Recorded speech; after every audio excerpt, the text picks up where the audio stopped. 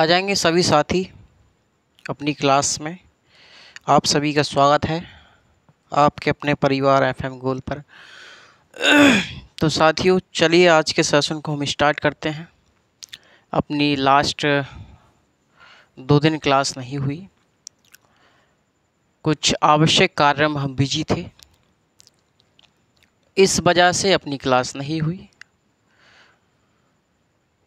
तो आ गए हैं हम लोग अपने सेशन को लेकर के, और आज हम लोग जो समाजवादी चैप्टर है, जो समाजवादी जो विचारधारा हम लोग देख रहे हैं, उसको हम लोग आज क्या कर देंगे, समाप्त कर देंगे। हम लोग क्रांतिकारी समाजवाद पढ़ चुके हैं या मार्क्सवाद पढ़ चुके हैं, हम लोग विकासात्मक समाजवाद देख रहे हैं। और विकासात्मक समाजवाद के बारे में मैंने आपको बताया होगा, विकासात्मक समाजवाद कई रूपों में विद्यमान हुआ। और विकासात्मक समाजवाद किन किन रूपों में विद्यमान हुआ मैंने आपको बताया होगा कि भैया संशोधनवाद, राज्य समाजवाद या जर्मन समाजवाद, फेबियनवाद, लोकतांत्रिक समाजवाद, श्रेणी संघवाद, श्रेणी समाजवाद, इन रूपों में ये विकासात्मक समाजवाद विद्यमान हुआ।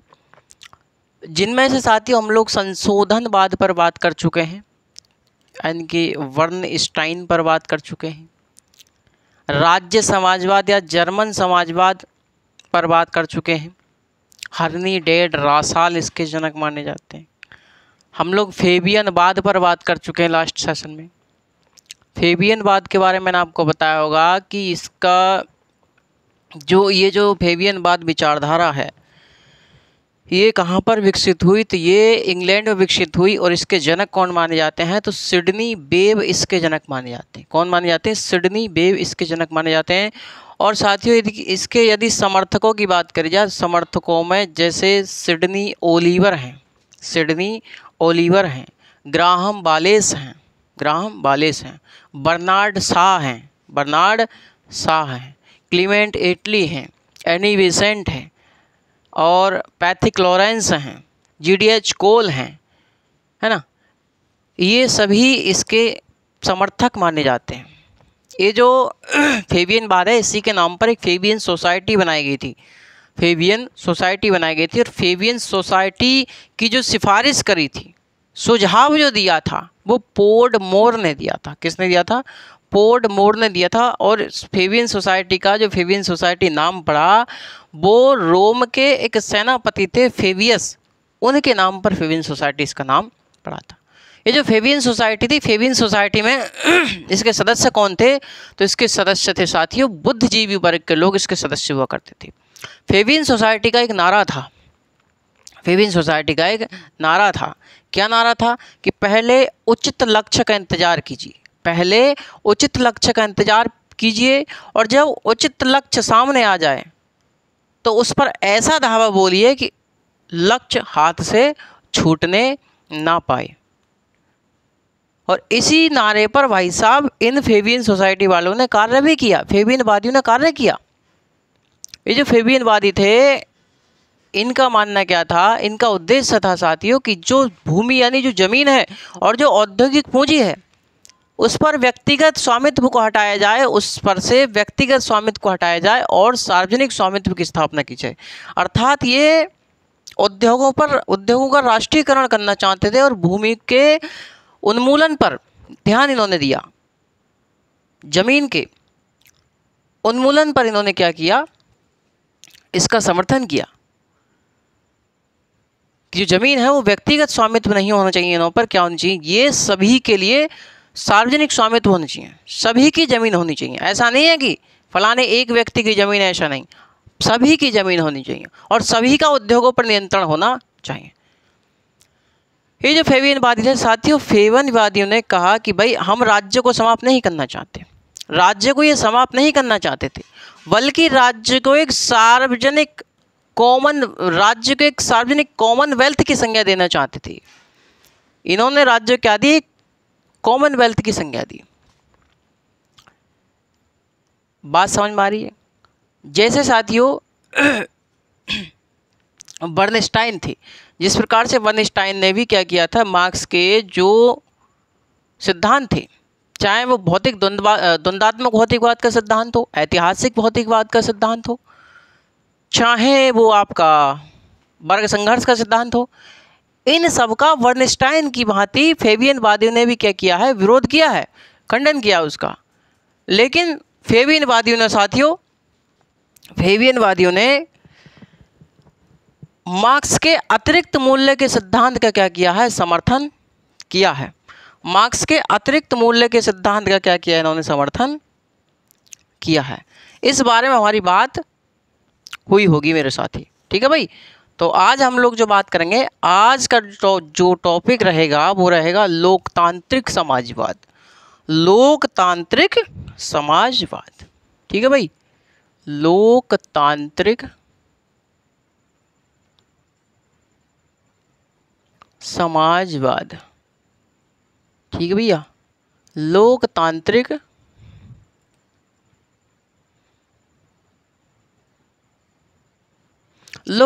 समाजवाद।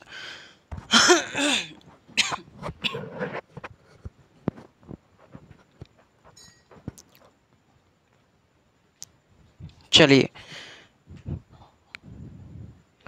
तो बात करें लोकतांत्रिक समाजवाद की। जरा एक सेकंड वेट करें आप लोग।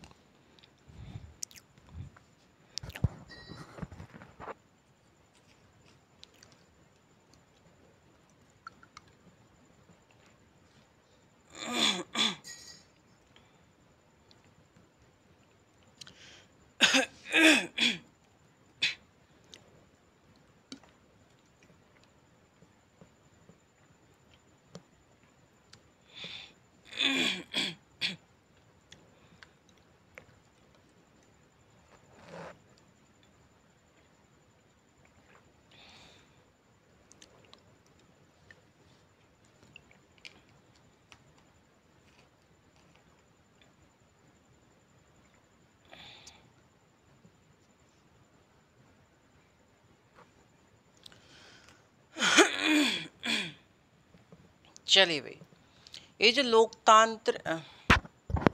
जो लोकतांत्रिक समाजवाद है, लोकतांत्रिक समाजवाद के जो जनक माने जाते हैं, इसके जो जनक माने जाते हैं वो कौन माने जाते हैं, तो वो पंडित जवाहरलाल नेहरू माने जाते हैं। पंडित जवाहरलाल नेहरू।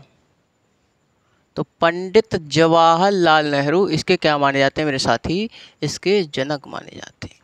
इसका जन्म कहाँ पर हुआ, तो जो इसका जन्म हुआ वो भारत में ही हुआ।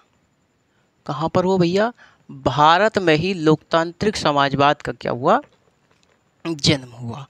ये जो लोकतांत्रिक समाजवाद है, इसका मानना क्या है, लोकतांत्रिक समाजवाद मानता है कि भैया जो लोकतांत्रिक समाजवाद है, लोकतांत्रिक समाजवाद को स्थापित करने के लिए, इसकी स्थापना के लिए लोकतांत्रिक और संवैधानिक तरीके का प्रयोग किया जाना चाहिए।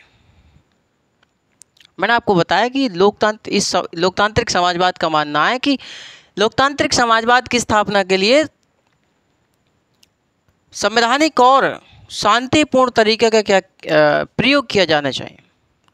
लोकतांत्रिक और संवैधानिक तरीके का, शांतिपूर्ण तरीके का प्रयोग किया जाना चाहिए। लिखे लोकतांत्रिक समाजवाद का मानना है, इसका मानना है कि इसका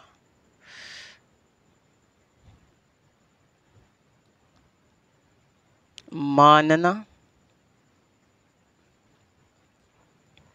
है कि लोकतांत्रिक समाजवाद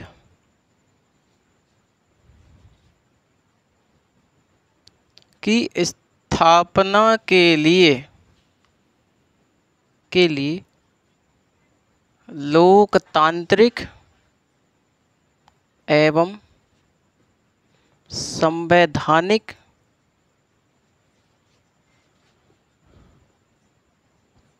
तरीके का प्रयोग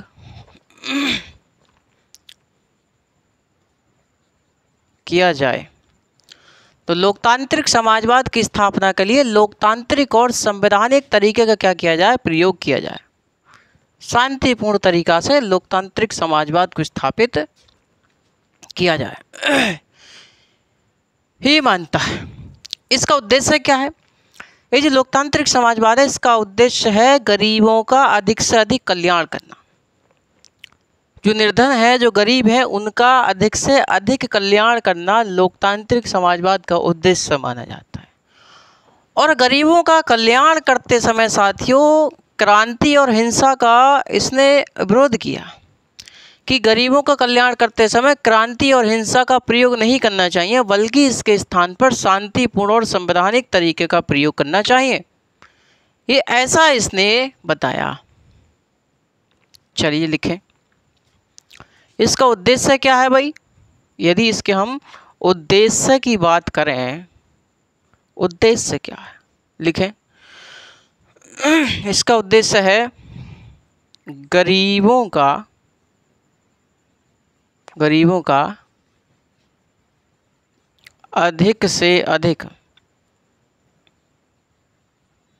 अधिक से अधिक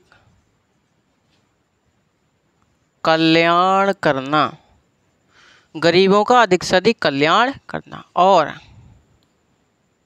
गरीबों के कल्याण करते समय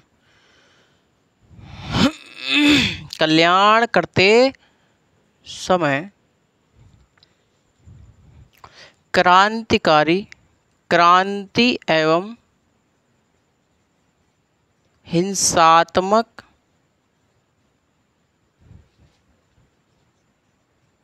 हिंसात्मक तरीके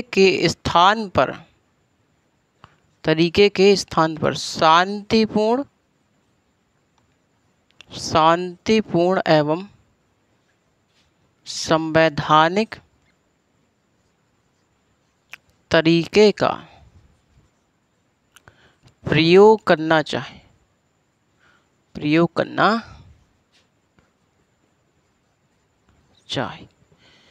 तो इसका उद्देश्य है गरीबों का अधिक से अधिक कल्याण करना और गरीबों का कल्याण करते समय क्रांति और हिंसात्मक तरीका अपनाना नहीं चाहिए, बल्कि इसके स्थान पर शांतिपूर्ण और संवैधानिक तरीके को अपनाना चाहिए। लोकतांत्रिक समाजवाद की स्थापना के लिए साथियों सन 1955 में 1955 में तमिलनाडु में एक जगह पड़ती है आवाडी। तो तमिलनाडु के आवाडी में भारतीय राष्ट्रीय कांग्रेस का क्या हुआ, अधिवेशन हुआ और इसी अधिवेशन में समाजवादी ढांचा को तैयार किया गया। क्या किया गया? समाजवादी ढांचे शब्द का प्रयोग किया गया। लिखें, 1955 में तमिलनाडु के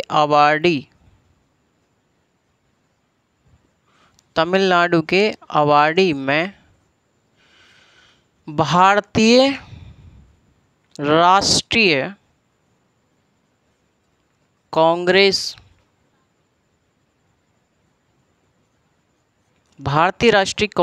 का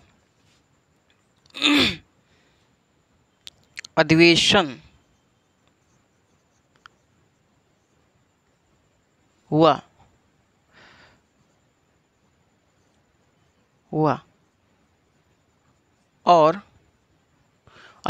हुआ और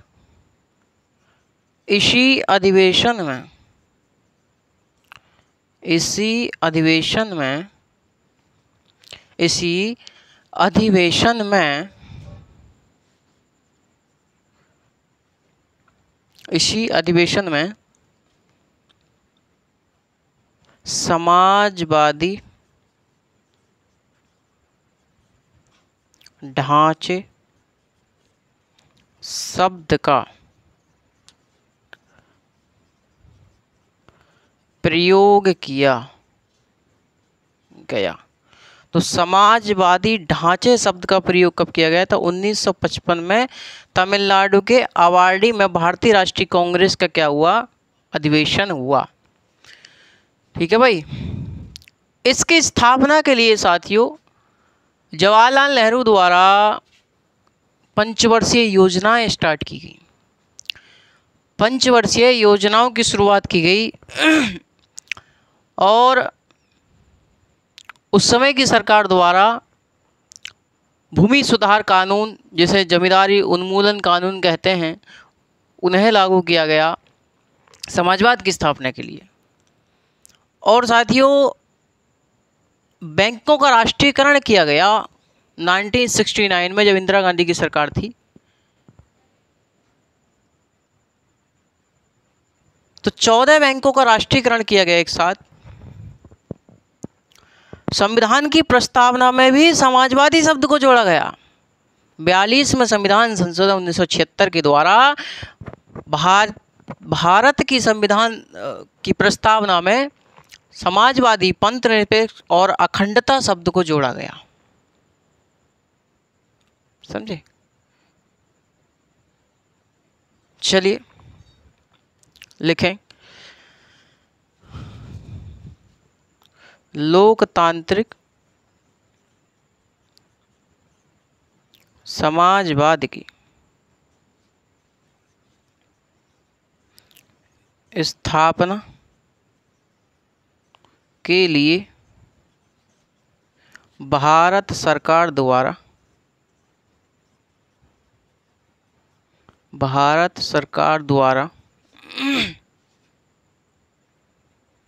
पंचवर्षीय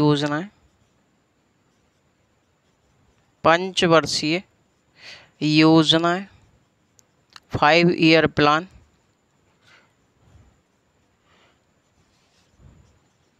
भूमि उन्मूलन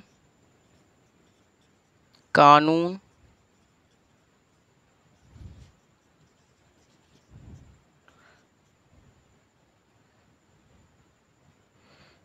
आदि को लागू किया गया। लोकतांत्रिक समाजवाद की स्थापना के लिए लोकतांत्रिक समाजवाद की स्थापना हेतु 1969 में 14 बैंकों का राष्ट्रीयकरण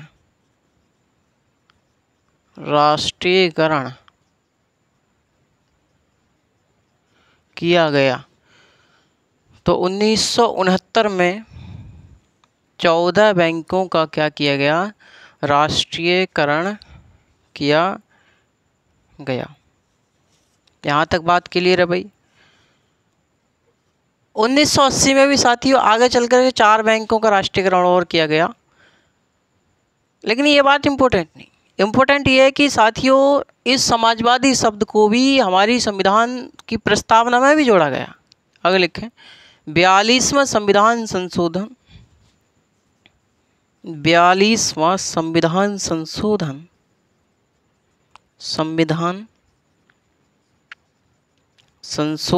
1976 के द्वारा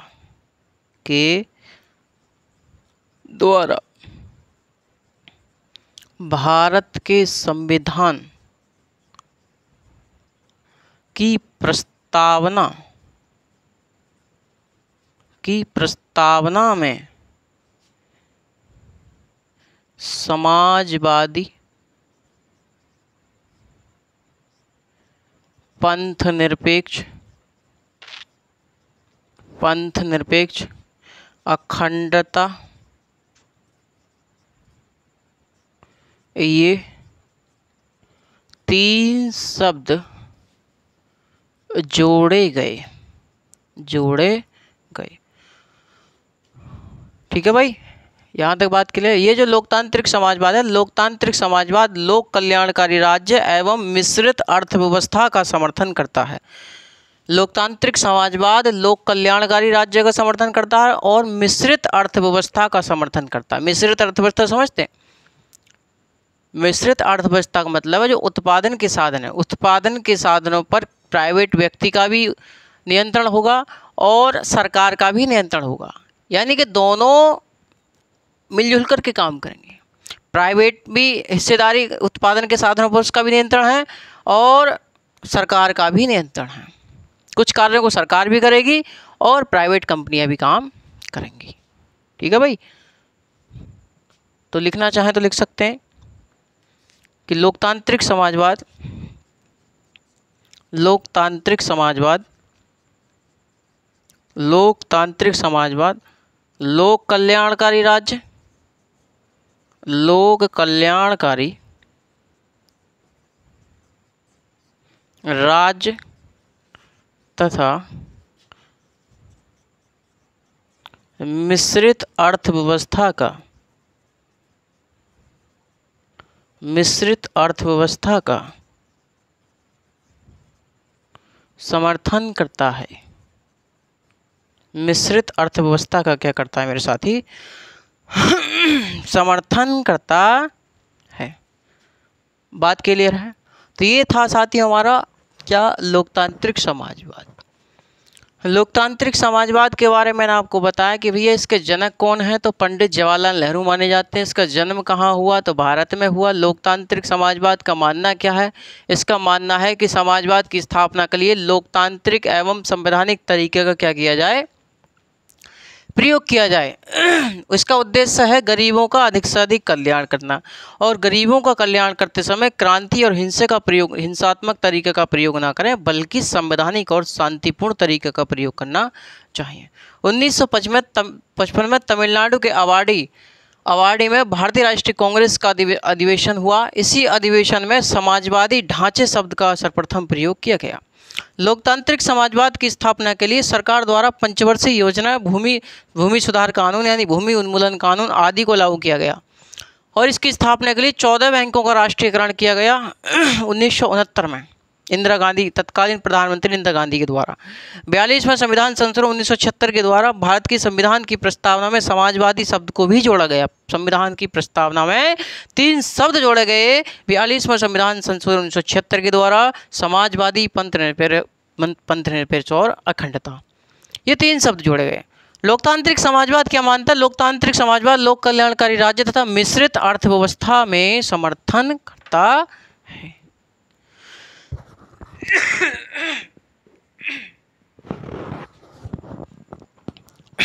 पता ना गले में क्या दिक्कत है साथियों, सही से आवाज नहीं निकल पा रही, ऐसा लग रहा कुछ अटका अटका सा। चलिए भाई,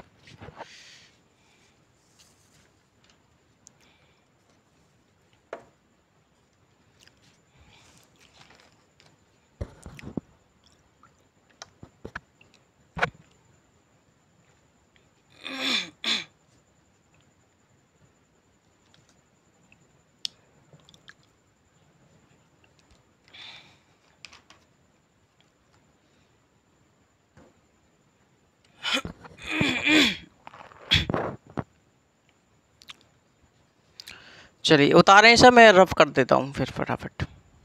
ठीक,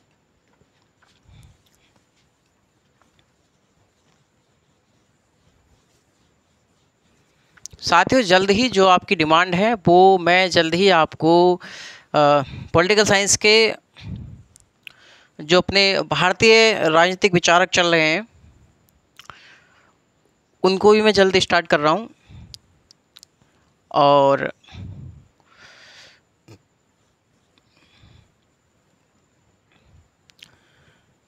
आपका जो ये तो अपना सिद्धांत आज ख़त्म, मतलब आज विचारधारा जो है अपनी समाप्त हो जाएगी। इसके बाद हम लोग तुलनात्मक राजनीति का पार्ट जो शुरू करेंगे, तुलनात्मक राजनीति, कॉम्परेटिव पॉलिटिक्स का पार्ट हम लोग शुरू करेंगे। ठीक है भाई? जी जी जी जी जी जी जी भाई साहब जी। जब भारतीय विचारक समाप्त हो जाएंगे उसके बाद हम लोग लोक प्रशासन की शुरुआत करेंगे साथियों। लोक प्रशासन, पब्लिक एडमिनिस्ट्रेशन। धीरे धीरे हम लोग ऐसे ही चलते चलेंगे। बात यह है, गर्मी कंट्रोल रहे तो सिलेबस ज़्यादा दिन का नहीं है। भारतीय विचारक,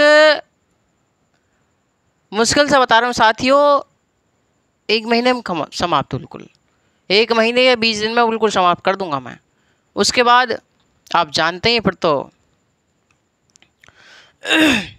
हम अपने हिसाब से चलेंगे। तो आप लोग जो नोट्स बना रहे हैं, आप लोग बिल्कुल निश्चिंत होकर के नोट्स बनाते रहें, क्योंकि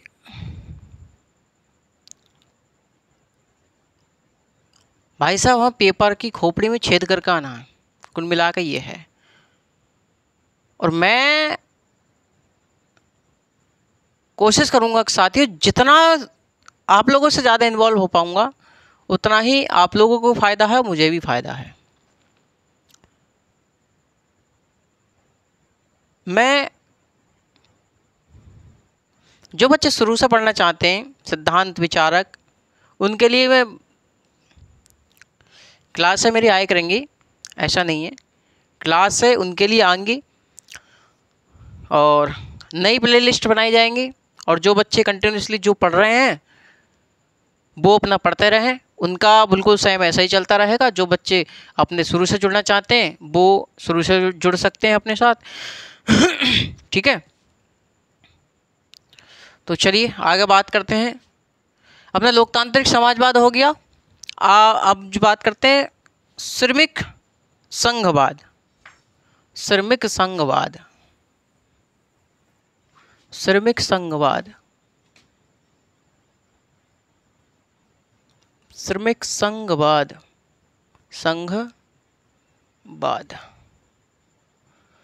श्रमिक संघवाद की बात करते हैं। ये जो विचारधारा है साथियों, ये फ्रांस में विकसित विचारधारा है। ये जो विचारधारा है ये फ्रांस में विकसित विचारधारा है। इसका कहाँ हुआ विकास भैया? ये फ्रांस में विकास हुआ, यानी फ्रांस में विकसित ये क्या मानी जाती है? विचारधारा मानी जाती है। ठीक है भाई। इसकी अंग्रेजी क्या होती है? श्रमिक संघवाद किसकी अंग्रेजी होती है? सिंडिकालिज्म। इसकी जो अंग्रेजी होती है, अंग्रेजी, इसकी जो अंग्रेजी होती है वो होती है सिंडिकालिज्म।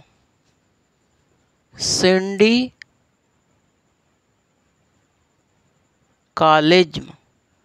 सिंडिकालिज्म होती है। इसका सिंडिकालिज्म जो है वो फ्रांसीसी शब्द सिंडिकेट से बना है। सिंडिकालिज्म जो है, सिंडिकालिज्म जो है फ्रांसीसी शब्द, फ्रांसीसी शब्द सिंडिकेट से बना है। सिंडिकेट से बना है, सिंडिकेट से बना है, जिसका अर्थ क्या होता है? जिसका अर्थ, जिसका अर्थ श्रमिक संघ होता है। जिसका अर्थ क्या होता है? जिसका अर्थ श्रमिक, श्रमिक संघ होता है, होता है। मैंने आपको बताया कि श्रमिक संघवाद क्या है? फ्रांस में विकसित एक विचारधारा है। इसकी अंग्रेजी क्या होती है? तो इसकी अंग्रेजी होती है सिंडिकालिज्म। सिंडिकालिज्म इसकी अंग्रेजी होती है। ये फ्रांसीसी शब्द सिंडिकेट से बना है, सिंडिकेट से बना है, जिसका अर्थ होता है श्रमिक संघ। क्या होता है इसका अर्थ? श्रमिक संघ होता है। यह 19वीं शताब्दी में फ्रांस में एक नवीन विचारधारा के रूप में क्या हुई? इसका जन्म हुआ। लिखिए 19वीं शताब्दी में, 19वीं शताब्दी में फ्रांस में नवीन विचारधारा के रूप में,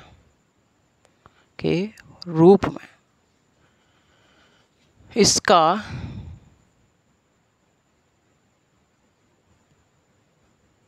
इसका जन्म हुआ। तो नवीन विचारधारा के रूप में इसका जन्म हुआ 19वीं शताब्दी में फ्रांस में। जो श्रमिक संघवाद है, श्रमिक संघवाद भी साथियों मार्क्सवाद की तरह पूंजीवाद की विरोधी विचारधारा मानी जाती है। यानी श्रमिक संघवाद जो है, श्रमिक संघवाद भी मार्क्सवाद की तरह पूंजीवाद की विरोधी विचारधारा मानी जाती है और मार्क्सवाद की तरह पूंजीवाद को समाप्त करने के लिए, पूंजीवाद को समाप्त करने के लिए क्रांतिकारी और हिंसात्मक तरीके का समर्थन करती है। मैंने आपको बताया कि जो श्रमिक संघवाद है, श्रमिक संघवाद मार्क्सवाद की तरह पूंजीवाद का विरोध करती है और पूंजीवाद को समाप्त करने के लिए ये क्रांतिकारी और हिंसात्मक तरीके का क्या करती है, समर्थन करती है। और श्रमिक संघवाद संवैधानिक और शांतिपूर्ण तरीके को अस्वीकार करती है पूंजीवाद को समाप्त करने के लिए। बात क्लियर है भाई यहाँ तक? लिखें आगे। श्रमिक संघवाद मार्क्सवाद की तरह पूंजीवाद की विरोधी विचारधारा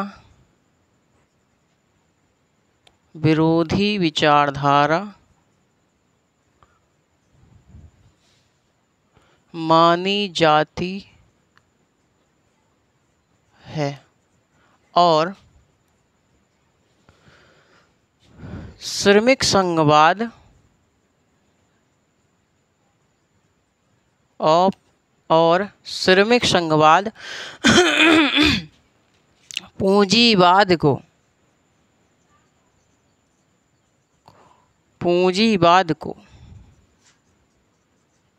समाप्त करने के लिए क्रांति एवं हिंसात्मक तरीके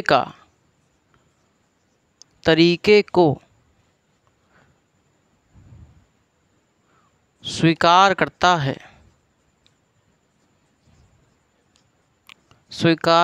है और शांतिपूर्ण एवं संवैधानिक तरीके को अस्वीकार करता है एवं संवैधानिक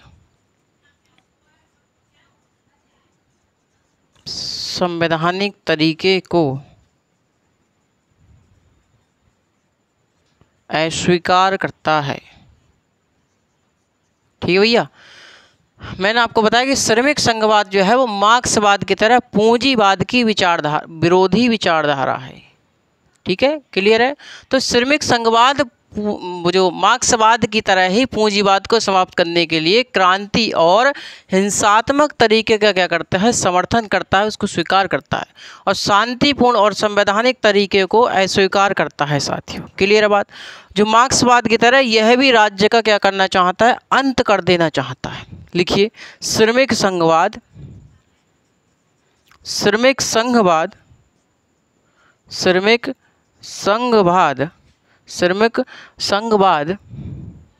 मार्क्सवाद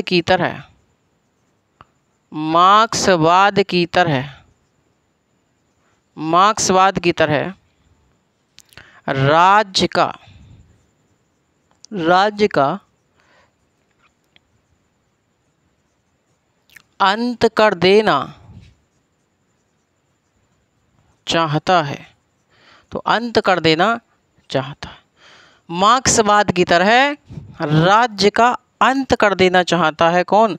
श्रमिक संघवाद। यह पूंजीवाद के स्थान पर, यह पूंजीवाद को समाप्त करके क्या चाहता है कि जो श्रमिक हैं, श्रमिकों की भूमिका पर बल देता है, उद्योगों पर श्रमिकों का नियंत्रण चाहता है। लिखें, यह पूंजीवाद को समाप्त करके उद्योगों पर श्रमिकों का नियंत्रण चाहता है। लिखिए, श्रमिक संघवाद, श्रमिक संघवाद पूंजीवाद को समाप्त कर पूंजीवाद को समाप्त कर क्या चाहता है? पूंजीवाद को समाप्त कर श्रमिकों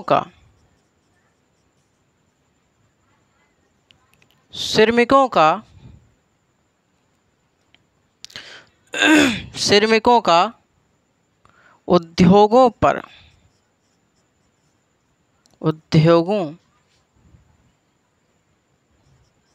पर नियंत्रण चाहता है। अर्थात यह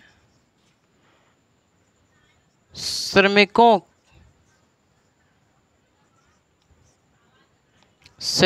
की भूमिका पर बल देता है। अर्थात यह श्रमिकों की भूमिका पर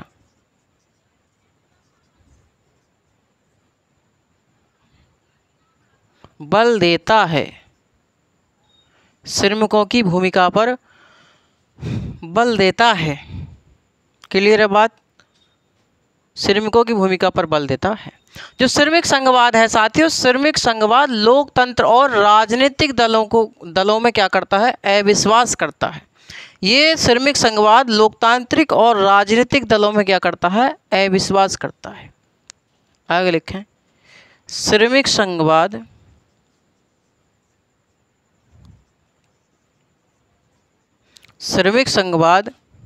लोकतांत्रिक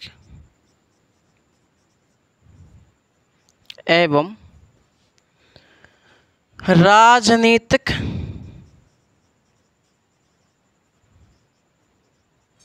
दलों में अविश्वास करता है। तो लोकतांत्रिक और राजनीतिक दलों में क्या करता है? अविश्वास करता है श्रमिक संघवाद। तो ये जो श्रमिक संघवाद है साथियों, इसने प्रारंभ में क्या किया? इसने प्रारंभ में उद्योगों पर श्रमिकों के नियंत्रण पर बल दिया। यानी प्रारंभ में श्रमिक संघवाद ने उद्योगों पर श्रमिकों के पूर्ण अधिकार की मांग की, उनके नियंत्रण की मांग की, लेकिन बाद में उपभोक्ताओं के अधिकारों पर बल दिया।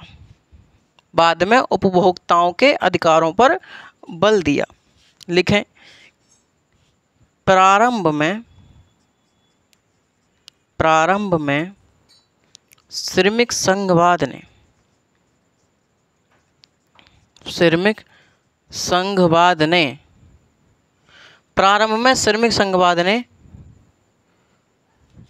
श्रमिकों उद्योगों पर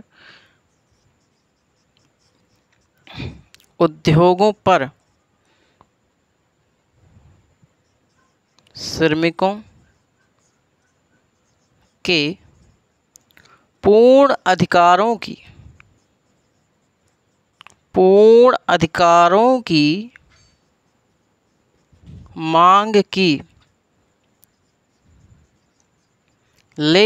मांग की, लेकिन बाद में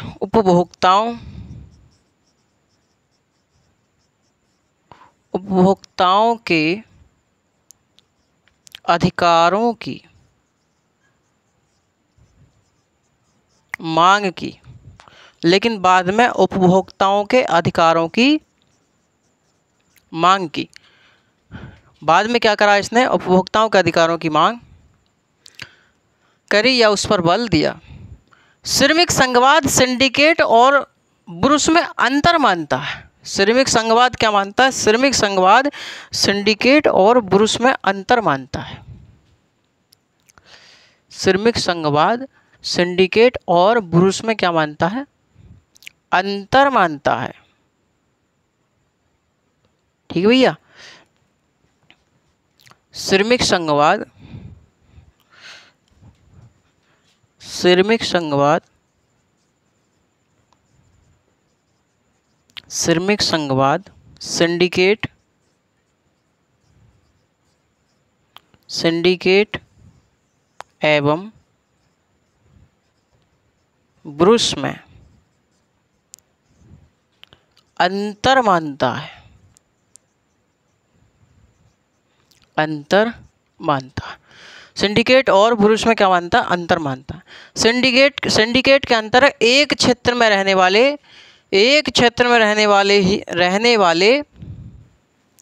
एक ही व्यवसाय से संबंधित लोग आते हैं।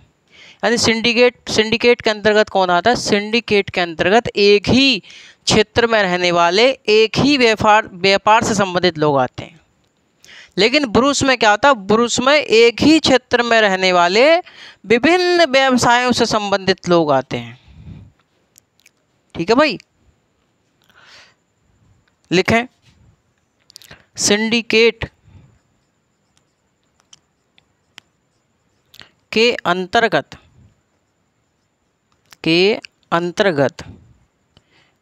एक ही क्षेत्र में रहने वाले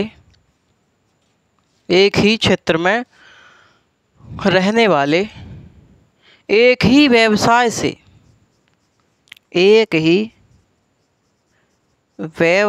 से संबंधित लोग आते हैं। ठीक है भैया। जबकि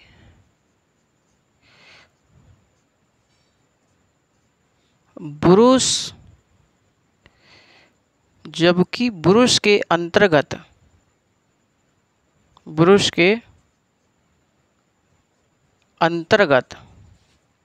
एक ही क्षेत्र में रहने वाले विभिन्न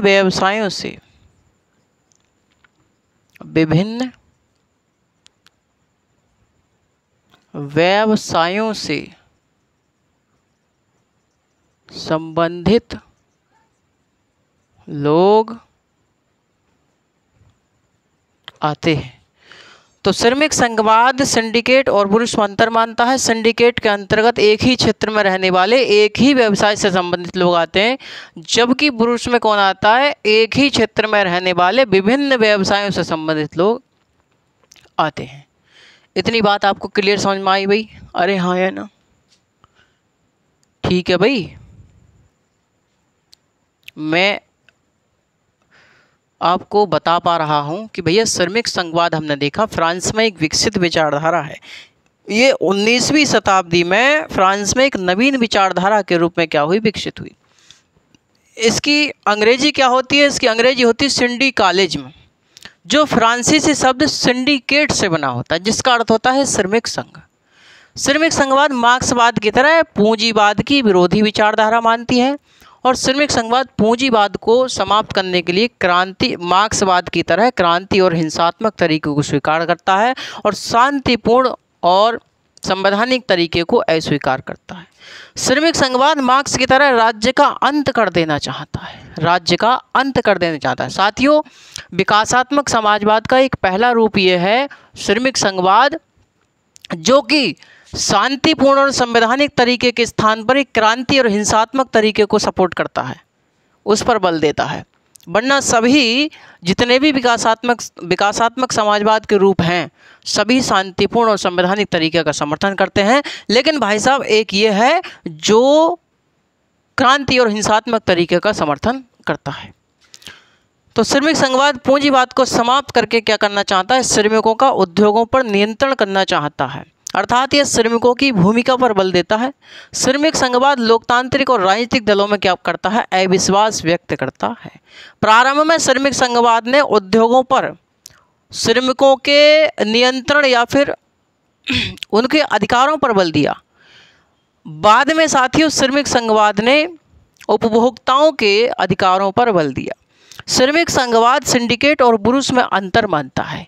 सिंडिकेट के अंतर्गत एक ही क्षेत्र में रहने वाले एक ही व्यवसाय से संबंधित लोग आते हैं, जबकि बुरुस के अंतर्गत एक ही क्षेत्र में रहने वाले विभिन्न व्यवसायों से संबंधित लोग आते हैं। ठीक है भाई,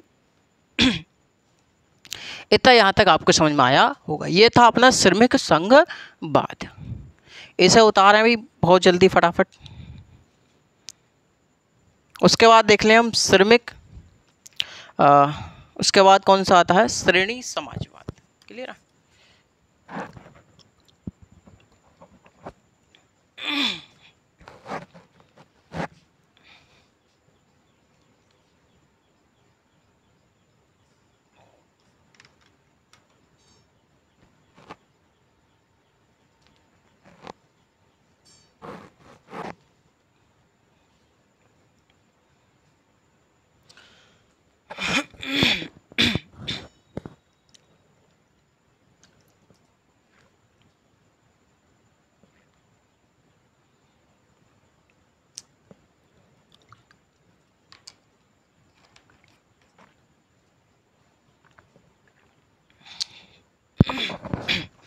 अगला लिखा है बहुत जल्दी, इसे भी 10 मिनट में ख़त्म करते हैं। अगला आता है श्रेणी समाजवाद। चलिए, श्रेणी समाजवाद।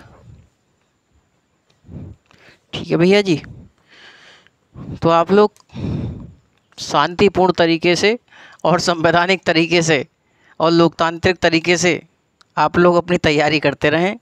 क्रांति और हिंसात्मक तरीके को सपोर्ट ना करें, क्योंकि ये आपका पतन कर सकता है, आपको हानि पहुंचा सकता है। ठीक है भैया?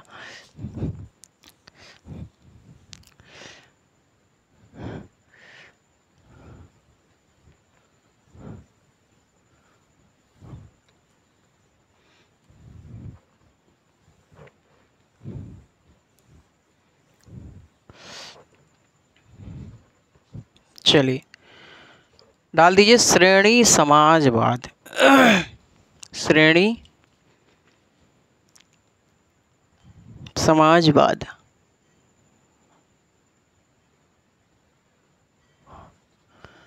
श्रेणी समाजवाद के बारे में हम लोग देखेंगे। श्रेणी समाजवाद। ठीक है भाई? हम लोग श्रमिक समाजवाद के बारे में जान चुके हैं। अगर मैंने इसके आपको जनक नहीं बताए हैं श्रमिक समाजवाद के, तो श्रमिक संघवाद के, तो आप लोग जॉर्ज सोरेल का नाम लिख लीजिएगा। जॉर्ज सोरेल को श्रमिक संघवाद का जनक कहा जाता है, लिख लीजिएगा साथियों। ठीक है भाई? तो श्रेणी समाजवाद, श्रेणी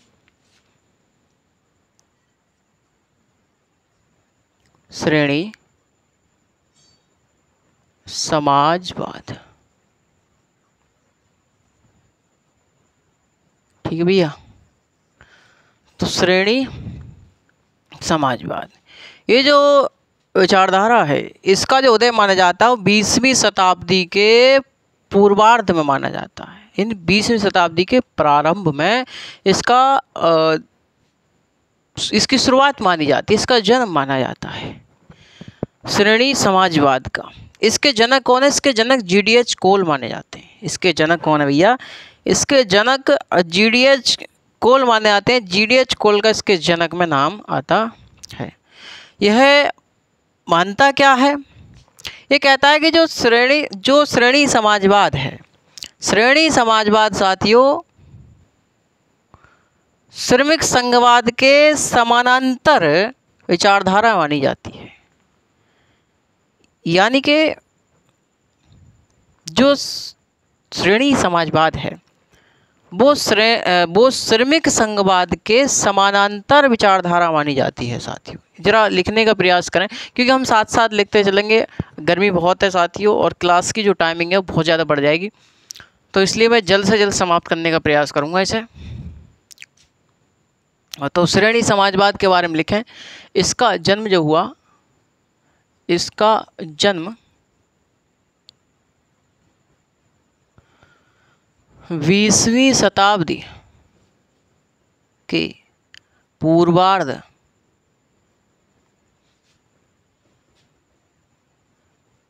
प्रारंभ में माना जाता है। इसके जनक कौन हैं? तो इसके जनक GDH कोल माने जाते हैं। GDH कोल माने जाते हैं।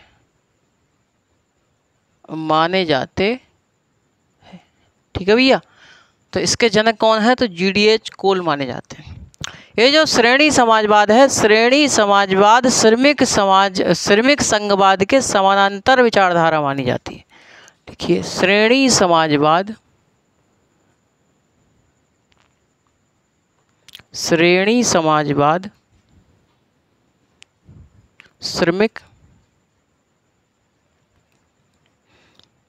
संघवाद के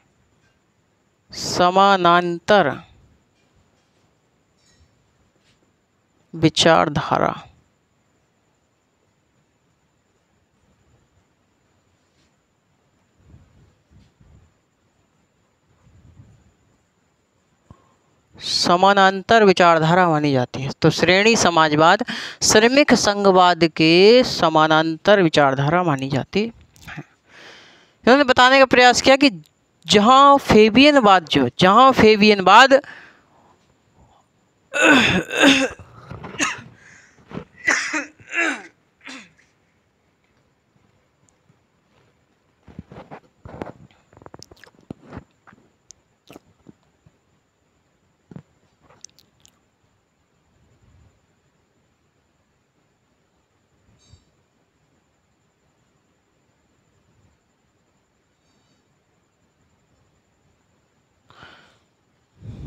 चलिए, तो इसने बताने का प्रयास किया कि जो फेबियनवाद है, जहां फेबियनवाद ने उपभोक्ता पर अधिक बल दिया, वहीं श्रमिक संघवाद ने उत्पादकता पर अधिक बल दिया, और श्रेणी समाजवाद ने उपभोक्ता तथा उत्पादकता दोनों पर बल दिया है, और दोनों में समन्वय स्थापित करने का प्रयास किया। किसमें?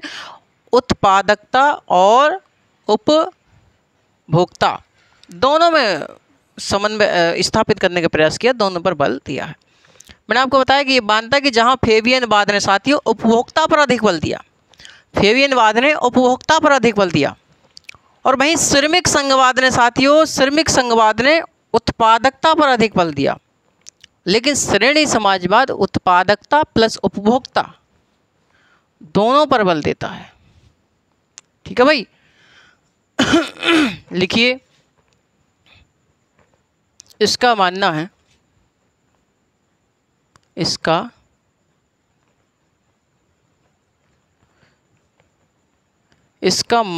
कि जहां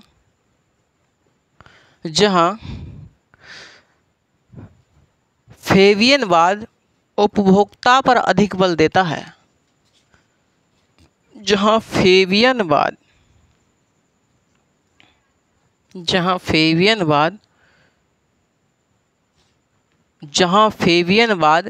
किस पर बल देता है? तो उपभोक्ता पर बल देता है। उपभोक्ता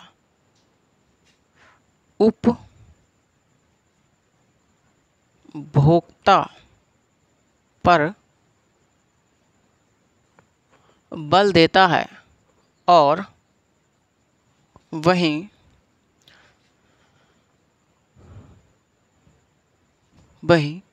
श्रमिक संघवाद वही फेबियनवाद ने किस पर बल दे दिया? उपभोक्ता पर। वहीं श्रमिक संघवाद उत्पादकता पर बल देता है। वहीं श्रमिक संघवाद उत्पादकता पर बल देता है, तथा श्रेणी समाजवाद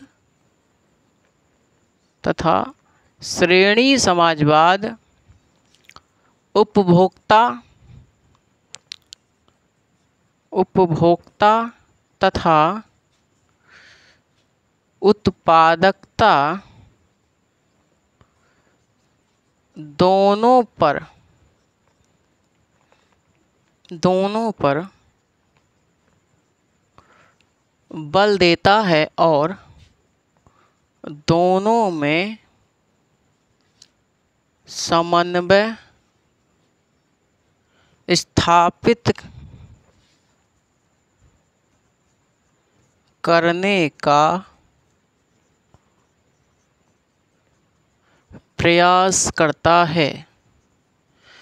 तो मैंने आपको बताया कि श्रेणी समाजवाद जो है श्रमिक संघवाद के समानांतर विचारधारा मानी जाती है, उसके आसपास की ही विचारधारा मानी जाती है। इसका मानना है कि जहां फेबियनवाद उपभोक्ता पर अधिक बल देता है और वहीं श्रमिक संघवाद उत्पादकता पर बल देता है, और जो श्रेणी समाजवाद है ये भाई साहब उत्पादकता तथा उपभोक्ता दोनों पर क्या देता है, बल देता है, और दोनों में समन्वय स्थापित करने का क्या करता है, प्रयास करता है। औद्योगिक प्रजातंत्र श्रेणी समाजवाद की प्रमुख विशेषता मानी जाती है। औद्योगिक प्रजातंत्र औद्योगिक क्षेत्र में लोकतंत्र या प्रजातंत्र को स्थापित करना चाहता है। ये औद्योगिक प्रजातंत्र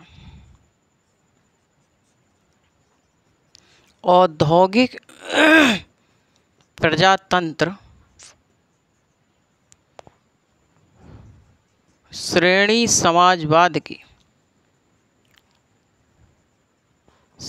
समाजवाद की प्रमुख विशेषता मानी जाती है।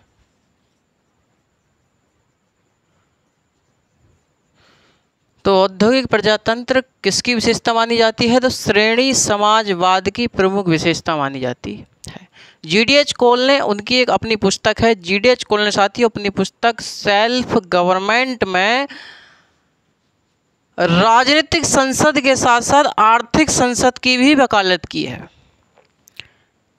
जीडीएच कोल ने अपनी पुस्तक सेल्फ गवर्नमेंट में क्या बताने का प्रयास किया कि राजनीतिक संसद तो होती है, राजनीतिक संसद के साथ साथ उन्होंने आर्थिक संसद की भी बात करी, आर्थिक संसद की भी वकालत करी है।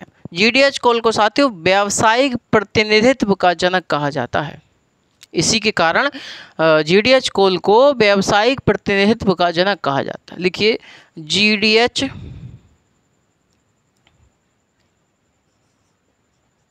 कोल ने अपनी पुस्तक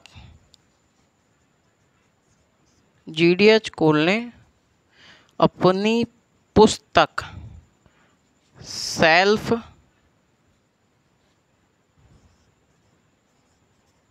गवर्नमेंट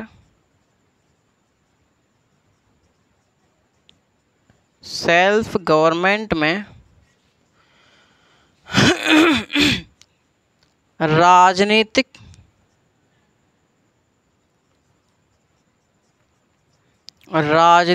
संसद के साथ साथ आर्थिक संसद की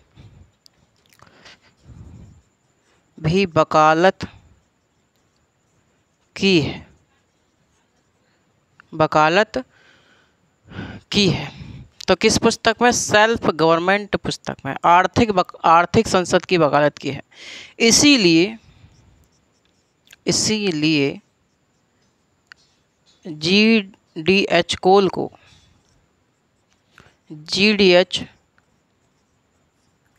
को क्या कहा जाता है, इसीलिए जीडीएच कोल को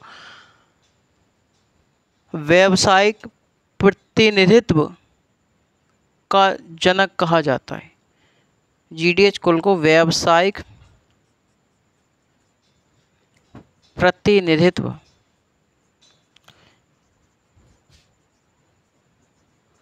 का जनक भी कहा जाता है। तो उन्होंने बताने का प्रयास किया कि भैया जिस प्रकार राजनीति संसद की जरूरत होती है, राजनीतिक संसद की आवश्यकता है, उसमें क्या बैठते हैं, प्रतिनिधित्व बैठते हैं जो कानूनों का निर्माण करते हैं। उन्होंने कहा कि आर्थिक संसद की उन्होंने वकालत करी कि कुछ ऐसे प्रतिनिधि होने चाहिए जो व्यवसाय की बात करें, वहाँ पर जो बिजनेस की बात करें, और आर्थिक संसद की इन्होंने वकालत करी। इसलिए GDH कोल को व्यावसायिक प्रतिनिधित्व का क्या कहा जाता है, जनक कहा जाता है। ठीक है भैया। तो श्रेणी समाजवाद के बारे में आप लोगों ने जाना कि इसका जन्म 20वीं शताब्दी के पूर्वार्ध में हुआ। इसका जनक GDH कोल माने जाते हैं। श्रेणी समाजवाद जो है, श्रेणी समाजवाद जो है, इसके संघवाद, ये श्रमिक संघवाद के समानांतर विचारधारा मानती है।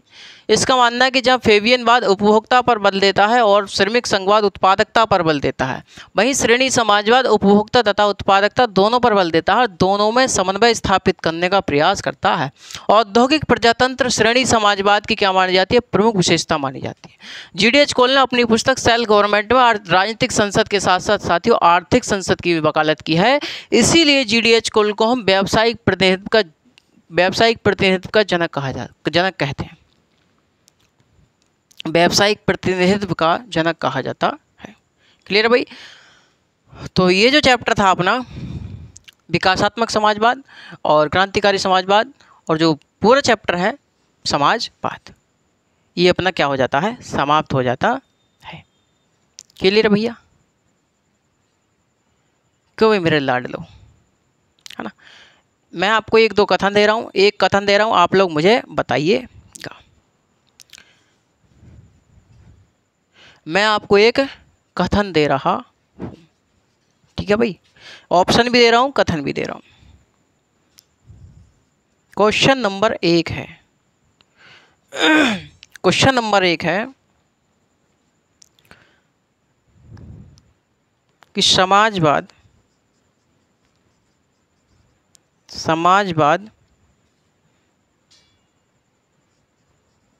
एक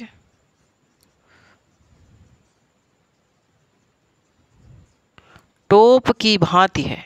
समाजवाद एक टोप की भांति है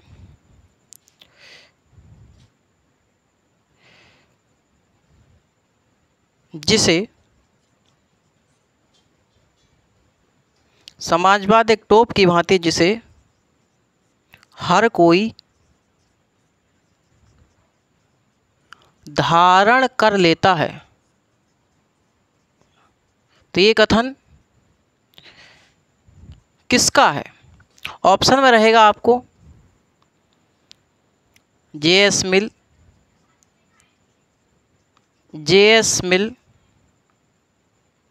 ऑप्शन में रहेगा J.S. मिल, ऑप्शन में रहेगा स्पेंसर, ऑप्शन में रहेगा रैमजे मेयर,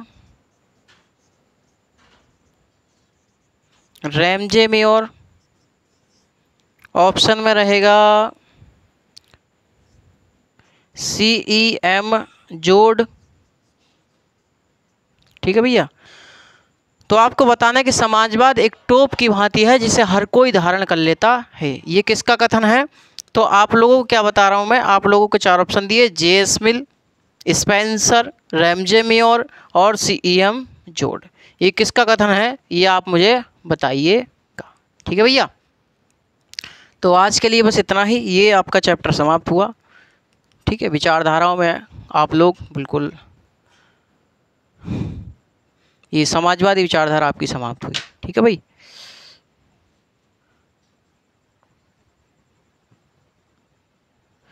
आगे बात करेंगे हम लोग फांसीवाद पर। ठीक है भाई। मुसोलिनी और हिटलर पर बात करेंगे।